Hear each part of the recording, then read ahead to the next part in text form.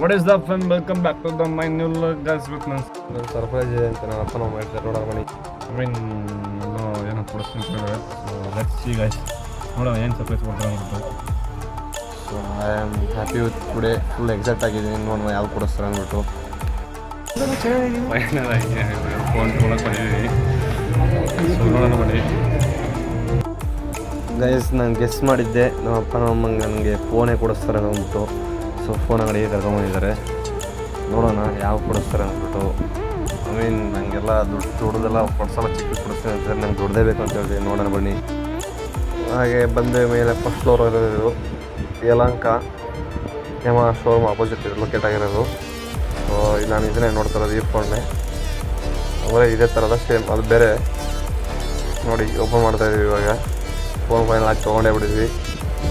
ನನಗೆ ಇದು ಇಷ್ಟ ಆಗಿದೆ, ಓಪನ್ ಮಾಡೋಣ. ನೋಡಿ ಹೆವಿ ಎಕ್ಸೈಟ್ ಆಗಿದ್ದೀನಿ, ಯಾವ ಥರ ಇದೆ ನೋಡಬೇಕು guys. Series open. Wow, amazing guys. Phone ಮಾತ್ರ ಹೆವಿ ಸಖತ್ತಾಗೆ ಕಾಣಿಸ್ತಾಯಿದೆ. ಓಪನ್ ಮಾಡೋಣ, ನೋಡೋಣ ಹೆವಿ. ವಾವ್, ಬ್ಯಾಕ್ ಅಂತ ಫುಲ್ ಸಖತ್ತಾಗಿದೆ. ಸೊ ಹೊಸ ಬಾನ್ ಮಾಡ್ತಾಯಿದ್ದೀನಿ. ಇದು ಬಂದು ಓಪೋ, ಹೆವಿ ಸಖತ್ತಾಗಿದೆ ಡಿಸ್ಪ್ಲೇ ಮಾತ್ರ. ಸೊ ನೋಡೋಣ ರೀ ಮ್ಯಾಮ್. ಓಹೋ, ಎಂಟ್ರಿ ಆಗಿ ಹಲೋ ಅಂತೈತೆ. So hi. ಇವಾಗ ಇದೊಂದು ಚಾರ್ಜರು, ಹಂಗೆ ಒಂದು ಕೇಬಲ್ ಕೊಟ್ಟಿದ್ದಾರೆ ಅದ್ರ ಜೊತೆಗೆ ಇನ್ಕ್ಲೂಡ್ ಆಗಿರುತ್ತೆ ಇದು. ಅದ್ರ ಬಿಟ್ಟರೆ ಒಂದು ಪೌಚ್ ಕೊಟ್ಟಿದ್ದಾರೆ ಅಷ್ಟೇ.